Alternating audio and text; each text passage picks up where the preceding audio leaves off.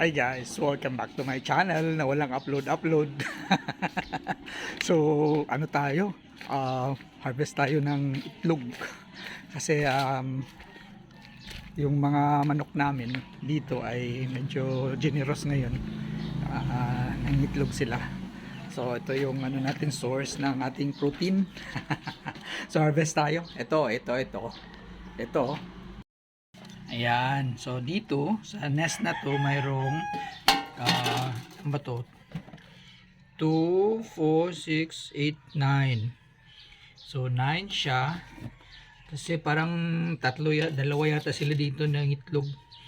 So, harvest natin. Kuha na natin ng 5. Ayan. Kuha natin ng 5. Ayan. Lagyan natin dito. Ayan. 5. 5. Ayan, iwanan na natin ng 4 para 6 na. Ayan, so may 3 na naiwan para dagdagan na naman nila yan mamaya. Sige, punta na naman tayo doon sa ibang nest. So dito naman mayroong 2, 4, 6, 6. So kunin natin yung 3. Ang mga manok kasi na to ay hindi sila marunong maglimlim, no? So kailangan mong ipa-incubate para kung gusto mong magkaroon ng mga sisiw. Pero ito ay ano lang kasi namin to, pagkain. Pagkain yung mga itlog, kaya hindi namin pinapalimlim. Yan. So ilan na tayo? 2, 4, 6, 8, 9. So mayroon na tayong 9. Punta na naman tayo doon sa ibang nest. Here we go. Ayan. Ito yung ayan. So ito yung last na kukuha na natin ng itlog na nest ngayon. Mayroong 2, 4, 6 dito. Ito may malaki oh. Malalaki. So ito kunin natin din yung 3. Hindi ko inuubos kasi pagka inubos mo, hindi na sila babalik. Oh, yan. Iwanan natin yung 3. Merong 3. So, ilan yung na-harvest natin this morning? Yan. Bibilangin natin yung ating na-harvest.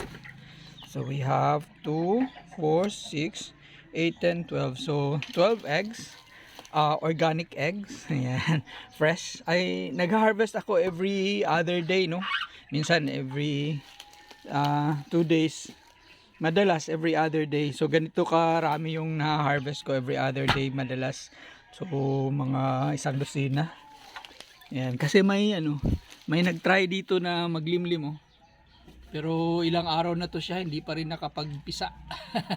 So good luck sa iyo ha. Ayan.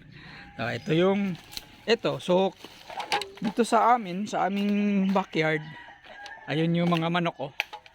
Ayan. Ayan sila. So naka free range lang yan sila. Ito yung ranging area ko. Ayan. So sila yung nagbibigay sa amin ng libreng itlog. Actually hindi naman libre kasi magastos din tayo sa pabili ng pagkain nila, no. But at least hindi na tayo bumibili ng yung commercial na itlog. Na syempre, alam mo naman tad sa yun. Tad sa hormones at mga chemicals, di ba? Kasi commercial. At ito ay organic na. Eat all you can. Ayan. So hanggang dito na muna. Yung iba dyan na mahilig kumain ng itlog at saka may kunting space naman kayo dun sa backyard niyo. Yan. Pwede kayong mag-alaga ng mga manok for the eggs. So hanggang dito na lang. Bye bye.